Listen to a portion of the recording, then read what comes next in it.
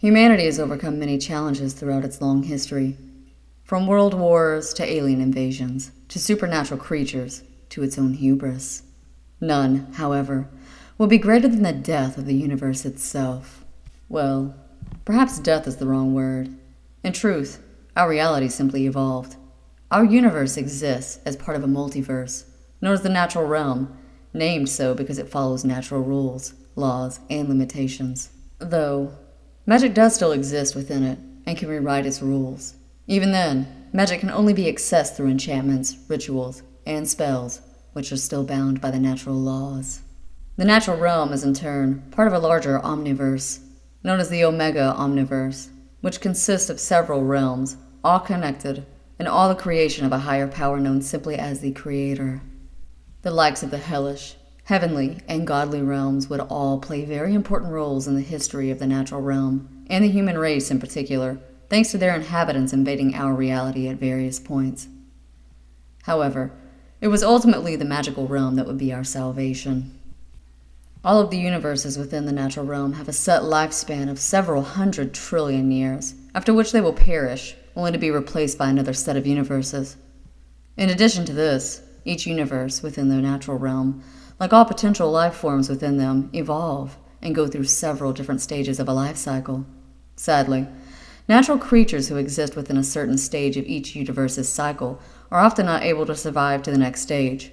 Life on Earth, meanwhile, it is believed, evolved halfway through the third stage, which was to be one of the longest. Eventually, however, as the universe moved into the fourth stage, reality itself became hostile to humanity, as new forms of energy emerged that ripped through most worlds and even stars. Extinction seemed like an inevitability. By this stage in our history, aeons beyond the age of Taros, and long after our world has been consumed, one of the last outposts of humanity will carve out a desperate existence on one of the few still habitable areas for them in the cosmos. It will barely survive for a few centuries before being forced to turn to something that had long since been forgotten: the black arts. Magic and the supernatural had caused humanity many problems throughout its long history. Granted, that wasn't so much because of magic itself, but because of humanity's own failings. Magic had been banished thousands of years before humanity settled on this new world that they had dubbed Kishkin, and practicing it was punishable by death. As the universe itself closed in on them, and a hostile new race of invaders began destroying their defenses, Kishkin's leaders eventually attempted to harness what little magic was left in the universe to try and cut a path through to another realm. The last humans couldn't simply jump into the universe next door, as all universes within the natural realm run parallel, and therefore would be in the same stage of development. It had to be another plane of existence itself. The hellish realm was obviously not an option. Several of its own inhabitants, known collectively as demons, have been enemies to mankind throughout our history. The angels of the heavenly realm, meanwhile, were very particular about who they wanted to let in, and given our violent history, it's not surprising that they weren't eager to welcome us. Though, granted, their history has not always been clean, either.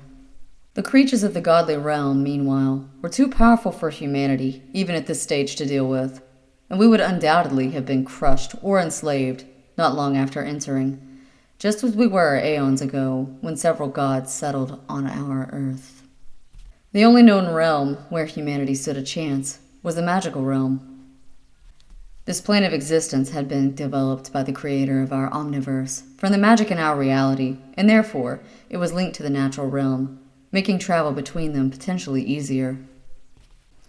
Furthermore, as the magic in our realm represented a more primeval, pure form of magic, when used within the magical realm, it would actually be stronger, there giving humanity the advantage this time. Sadly, however, the last humans were not skilled enough to create a portal, due to their centuries of aversion to the black arts, and the current war with the invaders dwindling their supplies. Just as all seemed lost, the people of Kishkin were aided by a group of wizards they had long believed to have wiped out, led by the mysterious traveler known only to them as the Magician. His real name was actually Richard Marsters, and he came from early 20th century New York, from somewhat humble beginnings. Richard was born in the year 1910, with his father sadly being killed in the First World War. His mother, named Tabitha, never recovered from her husband's death, which eventually led to her turning to a local crime family, the McCarsons, for help. She had been a childhood friend of the eldest son of the family, Kevin, who still had feelings for her. In time, Tabitha married Kevin, and when he rose through the ranks after his father's death, Richard's mother became a powerful and influential gangster's mole, allowing her and Richard to live in luxury during the subsequent Great Depression. Richard grew up very spoiled and a pampered child as a result, though his mother, at the very least, shielded him from the gruesome crimes his new family carried out. He still wasn't above using his criminal connections to get what he wanted from time to time. Ultimately, the McCarsons' time would come when Richard was just 25. The family, whose influence had slowly depleted over the years, were finally brought down by a particularly vicious vampire named Hank. In life, Hank had actually been forced to flee New York by the McCarsons after failing to repay a loan. In his time away, he was sired by one of the undead and later returned to the Big Apple to get revenge. Not only did the bloodsucker turn many others, who were still living under the thumb of the gangsters and wanted revenge, but he even revived several of their victims through the black arts to create an army of zombies and vampires who destroyed the weakened-out crime family. Richard was among the last survivors, along with his mother. They both planned to flee the city to escape the vampires until the arrival of Professor Fang and his companion Lindsey. Fang was also a vampire, but he had learned to control his thirst and used his vampiric powers for good. After over 1,000 years of protecting the Earth, Fang constructed a time and space machine using magic and science that allowed him to travel to any planet at any point in its history. Truly, no one did as much to protect the cosmos from evil as Fang. Lindsey, meanwhile, was a distinguished vampire hunter prior to her travels with Fang. She first learned about their existence following an encounter with the bloodsuckers in Scotland. Prior to her battles with the undead, Lindsey had also come from a well-off family and lived a somewhat pampered life. Sadly, her time as a vampire hunter, in contrast, saw Lindsey endure many losses, including the death of her child, but her friendship and her subsequent adventures with Fang helped her not only overcome them, but become a greater hero than ever before. She would become the vampire's greatest friend, staying with him longer than any of his other companions, apart from Christine Williamson, who had left the vampire not long before his first meeting with Richard, with the professor even describing Lindsey as being like a daughter to him. The time Lindsey spent outside of the vortex also slowed down her aging as well. Richard agreed to help the professor and Lindsey kill the vampires, more out of revenge than anything else. Neither Richard nor Tabitha cared about the horrors the McCarsons had inflicted, though in all fairness, Richard again had been spared seeing them up close. Still, the two time travelers found the monsters to be arrogant, callous, and useless individuals, but they needed all the help they could. Sadly, Richard's mother was killed in the conflict by Hank, and though the vampires were all slain, with the professor at least allowing Richard to kill Hank, afterwards, to Richard's surprise, the professor abducted him. Whilst time travel is possible through magic in our universe, you cannot change history when you travel into the past. You can only make it. For instance, the professor could not go back and kill his grandfather when he was a young man, as then he would fade from existence and wouldn't exist to kill his grandfather, resulting in his grandfather returning, resulting in Fang returning and going back and killing his grandfather, and on the process would repeat, trapping Fang, his grandfather, and possibly the Earth itself in a time loop. In order to prevent the universe being ripped apart from paradoxes such as these, powerful and mysterious beings, known as the Guardians, will abduct any life forms that change history, undo their changes, and imprison the offending time meddlers in an outside area of time and space called the Abyss, from which they can never escape. At the same time, however, it would be possible for Professor Fang to go back and create the established history that he comes from. For instance, he could travel back and be the reason that his grandparents met in the first place, and his father was born. This is known as a stable time loop. Due to thousands of years of time traveling and his own experiments with magic, Professor Fang could sense when and how he was going to act, whenever he traveled through history, with his ship bringing him to where he needed to go to ensure that the history of the universe, as he knew it, unfolded.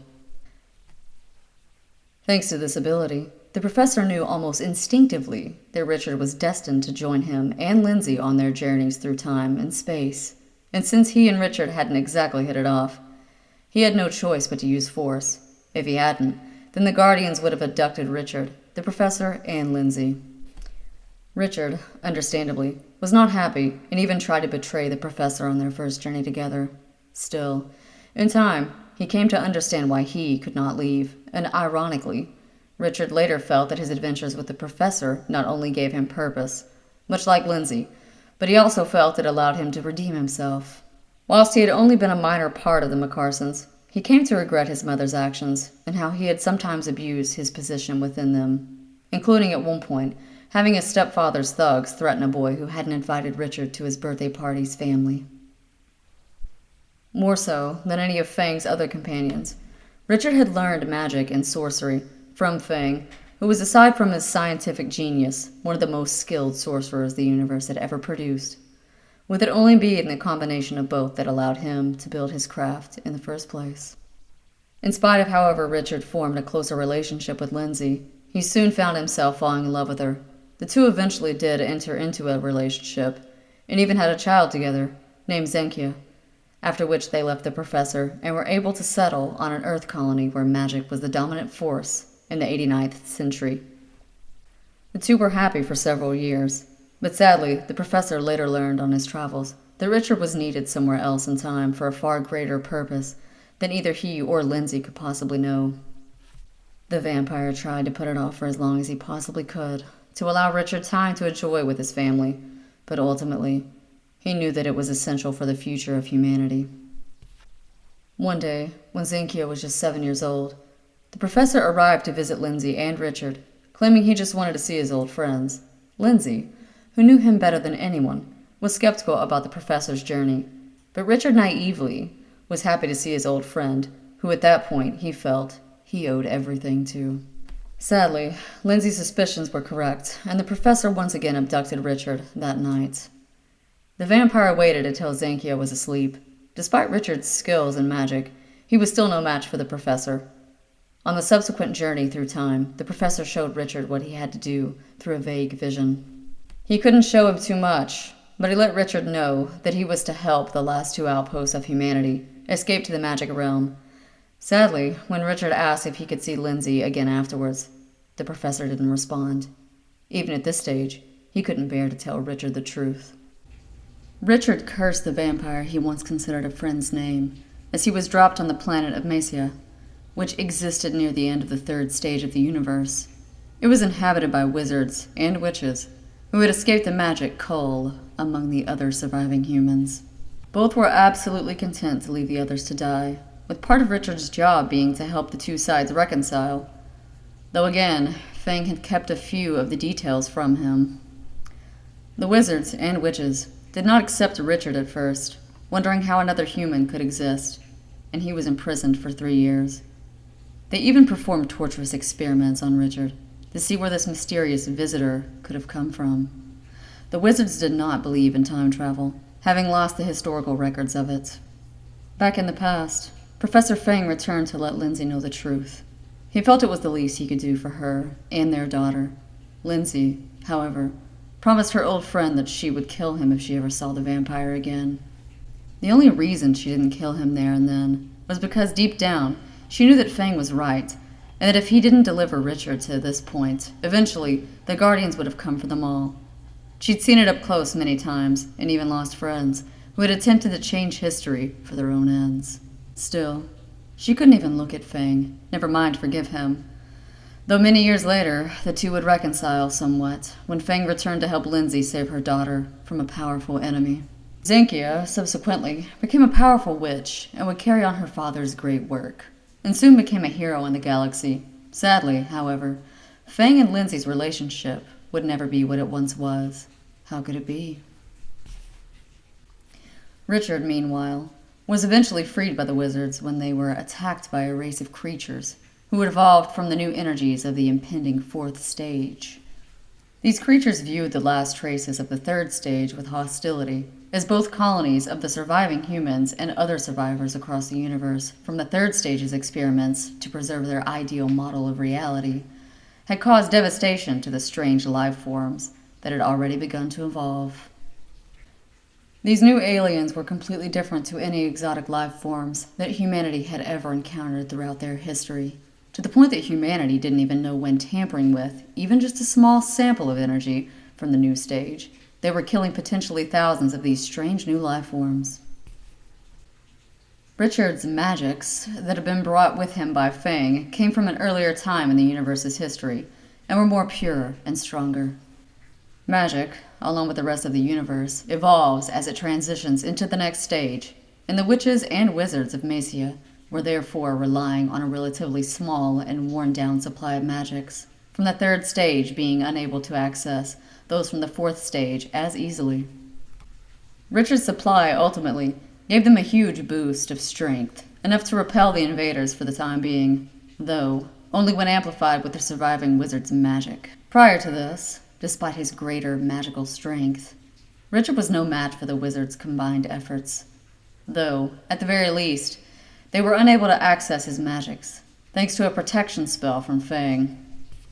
Afterward, the people of Macia celebrated Richard as a hero, and he was made their new leader to replace the crumbling, corrupt, and ineffective leadership that had gone before.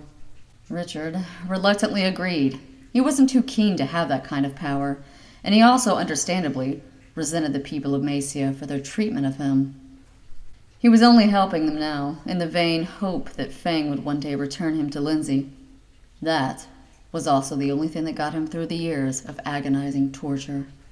Richard would also use this supply of ancient magic to save the colony on Kishkin from the invaders, finally uniting both worlds, though it was still an extremely uneasy alliance. Using a combination of the wizards, the Kishkin, and his own primitive magics, Richard was also finally able to create a portal to the magic realm for both colonies of humans. Richard had traveled from Macia to Kishkin in a craft the professor left for him. Said craft had actually been a pirate's ship, belonging to an old ally of the professor's, the pirate Claire King. The vampire had placed the old pirate ship, already imbued with magic, in the hangar of his vehicle, known as the Bat, where over the years he would make many adjustments and improvements on it using magic that he gathered from all of time and space. Eventually, he made it not only virtually indestructible, but capable of flying through space. He also made several more modifications before handing it over to Richard for protection, and sure enough, the wizards were unable to enter it. In the years Richard was trapped, and it was immune to the invaders' powers. The portal to the magic realm also allowed Richard to harness some of the realm's magic that flowed through, which he then used to create several ships, like the one Fang had left him, that would allow the human survivors to travel into the magic realm. All universes and realms within the Omega Omniverse are separated from each other by a large area of mostly empty space, often known simply as the nothingness between universes. However, in some special cases, the nothingness can be affected by certain realms to the point where it becomes a plane of existence all on its own. The space between all the universes within the magic realm, and the space between the magic realm itself and all other multiverses around it, resembles a large black ocean below a yellow sky as a result of the chaotic nature of the magical realm, although some suspect it may have been engineered this way by life forms within it. The ocean was the size of a galaxy, and it was also alive, and would even attack any life forms that attempted to cross into the magic realm and absorb them. The only way to cross the ocean was to fly over it, though even then, the ocean could still reach up and assume the form of any creature it wished to attack. Only the most powerful forces from other realms could hope to cross it. Fortunately, however, due to the magical realm having been created from the magics of the natural realm, then Richard's magics had considerable power over the ocean. Enough, at least, for the crafts to avoid the water as it rose up into hideous, gigantic creatures to attack the ships. The journey across the ocean still took years, and 3 of the crafts were consumed by the ocean. Richard's own craft was even infiltrated at one point by the black ocean that infected the ship's water supply, leading to several of his crew becoming possessed by it and turning on their comrades. In addition to the threat from the sea, there were also numerous floating cities and islands in the sky above the water between the worlds. Some of these floating land masses would offer aid and shelter to the weary travelers, whilst others would prove to be obstacles, whose hostile and monstrous inhabitants caused the loss of more ships and crew than even the ocean below. In spite of the losses, Richard's craft, and by the end of a handful of the others, were still able to make their way into the magical realm. The final gateway existed within an island, at the end of the Black Ocean, that, unlike the others, did not float in the sky, but somehow existed on the water itself. If you were to go beyond the island, you would simply end up at the beginning of the ocean again. There was a single gigantic mountain on the island, over 900,000 feet tall, with a gateway existing at the top in the form of a huge gold lake. The gateway could take you to any of the hundreds of universes within the magical realm, though, in order to enter one specifically, you must perform a specific ritual. Otherwise, the portal will simply take you to a random universe. Obviously, neither Richard nor any of the other crew knew the spell, and so would just be taken to a random universe. Also, if you wish to travel from universe to universe in the magic realm, you would have to, after leaving one, which would take you out of the gateway, be forced to travel across the Black Ocean again until you reached the mountain before you could use it. Traveling up the mountain, even in the ships, was hard enough, as it was inhabited by numerous hostile creatures that would attack the ships and even manage to destroy one more. When they finally made it through the portal, Richard and his followers saw that the magic realm was vastly different to most other planes of existence, including even the heavenly and hellish realms. The space between its worlds was gold instead of black, while it also had no stars, and its planets did not form naturally and could take on many shapes, unlike the natural realm. The only naturally occurring life forms originated in a green mist, the size of several planets that originally came from within the center of the magical realm, and would regularly travel through the entire magical realm, being able to cross the ocean between, no problem. Even the black waters didn't bother it. Many different kinds of life forms existed within the green mist, and they would all harness the magic from the realm itself to create worlds from their thoughts and the life forms within them, or, sometimes, even strange life forms that didn't require worlds to exist. Some inhabitants of the green mist did so in order to create new worlds to inhabit. In other cases, it was just for their own amusement or creativity. Any life form from the green mist created would still be genuinely alive and could reproduce and would operate independently of its creators. Furthermore, the life forms the green mist people create are also capable of harnessing the power of the magical realm and can use it to create worlds and new life forms of their own, though they are incapable of doing so as easily as the power of the green mist. Most life forms are forced to use machines, or sometimes the willpower of millions to achieve the same effect. Still, over the course of billions of years, the magical realm had become teeming with life forms, but they were much more unpredictable than any other realm, being created by the limitless imagination of existing life forms. Richard and the others soon became aware of the rules of the magical realm, thanks to a special orb that Fang had left with Richard in the boat, that would only activate once they were in the magical realm. The orb contained knowledge the vampire had gathered on his previous journeys into the magical realm, and it would also boost the few hundred survivors' collective will enough to create a new world for humanity to live on, one that bore similarities to Earth and the other many homeworlds of humanity throughout the aeons, and was a paradise. Richard, subsequently, turned down the offer to be this new planet's king, believing such a system was archaic, and he was also tired after leading them for so long across the oceans. He did help to establish a new government that would guide it, however. Sadly, Richard's main hope, even after all this time, was for the professor to return him to Lindsey. For this reason, he didn't want to get close to anyone within the society. This was also why he had always, to the last survivors of humanity, gone simply by the title of the Magician. To them, that's all he ever wanted to be. The magician spent most of the next 300 years simply sitting in his own golden castle, only venturing out if the people of the world he helped to create, christened Xankia after his daughter, needed him.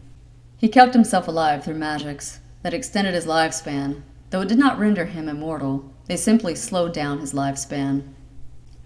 By the end of his 300 years, he resembled a man in his 60s, though he looked a bit older in that he had embraced the classic wizard look of a long white beard and flowing white hair. He did so simply because the children found it amusing, and he had an affinity for making kids laugh. This wouldn't be the only time he would alter his appearance using magic. Over the course of his long life, he would alter it in many different ways, from old to young to old again. In fact, he went through so many faces, he almost forgot what he looked like originally. In time, the magician sadly gave up on ever seeing Lindsey again and fell into a deep depression, isolating himself out of bitterness and misery instead. The planet he had created, meanwhile, thrived.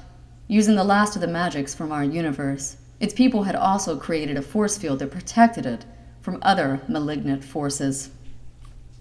The force field also allowed the planet to be bigger on the inside than the outside the more the population expanded. Though its population was not immortal, they all had extended lifespans, though none lived as long as the magician, who was given priority as its father. Sadly, in spite of its force field, there would still be one attack from a hostile race of creatures known as the Lahania. These hideous creatures had been cursed aeons ago by a member of the Green Mist to suffer from an insatiable hunger. The curse also allowed them to consume almost any life form in the magic realm, barring the people of the Green Mist. These monsters devoured entire planets trying to satisfy their hunger, though a few of them did attempt to control it and hunt down the Green Mist to try and cure their people. Most ultimately gave in. Fortunately, their ravenous nature ensured that they weren't always able to work together, and rather than build a coherent empire, they instead split off into random groups who would simply strip any planet they could and move on. Xankia, which existed in a largely isolated space, was attacked by a relatively small group of Lahania, though even then it still proved to be a challenge and many people lost their lives. Still, humanity won out and destroyed the monsters, though not before they devastated many cities. The magician offered to take part in the conflict, but ironically the new leaders of Xankia refused to allow him. They valued the magician to such an extent they did not want to risk his life, in case they ever needed to create another world, or perhaps skip to another universe yet again. After seeing the devastation these monsters inflicted, the magician soon found a new resolve and became determined to learn more about this strange new universe and pass on that knowledge to his people to help humanity better protect itself. He came to believe that his mission of ensuring humanity would endure would arguably never be done, and that Fang had left him to guard over the human race indefinitely. Ironically, he could only do that if he were not confined to this new world. He began to work on improving the boat that had brought him here, using new magics he had learned in this realm. The magician was visited by a young man named Caio Oron, better known as the Golden Knight. He was the greatest warrior in Xankia, and played a key role in the destruction of the Lahania. Sadly, however, he lost his entire platoon, including the man he loved, who he personally saw ripped apart by the Lahania. He visited the magician because he wanted to confront him about why he had not bothered to help repel the invaders. The magician explained how the government forbade him from interfering, which Caio found to be even more pathetic. The apparent creator of this world, effectively held prisoner by the latest in a long line of bland, interchangeable, ineffective leaders, the magician didn't defend himself, and instead offered the Golden Knight a chance to join him on exploring the universe and learn more about its dangers to protect humanity. To both surprise, Caio ultimately agreed to join the magician. There was sadly nothing for the Golden Knight back there. The mob celebrating him as a hero simply made him feel guilty about failing to save his husband from the Lahania. Caio also hoped to make a difference in the universe, and after accepting the magician's offer, would call on his old friend. the only alien living on Zankia at this point. She was a humanoid named Varkania, who the Golden Knight encountered on one of his deep space missions prior to the Lahania attack. Aside from the force field, a fleet regularly inspected the nearby area of space, though it did not go much further. It was only on his recommendation that she was allowed in. Sadly, her people were gone. She never gave any explanation for why, but she had the Golden Knight's protection. Meanwhile, the magician also recruited his old apprentice, Calicus, to help. He had been born on the boat during the voyage across the Black Ocean. His own father had sadly been killed when he was just an infant on the mission to one of the floating islands.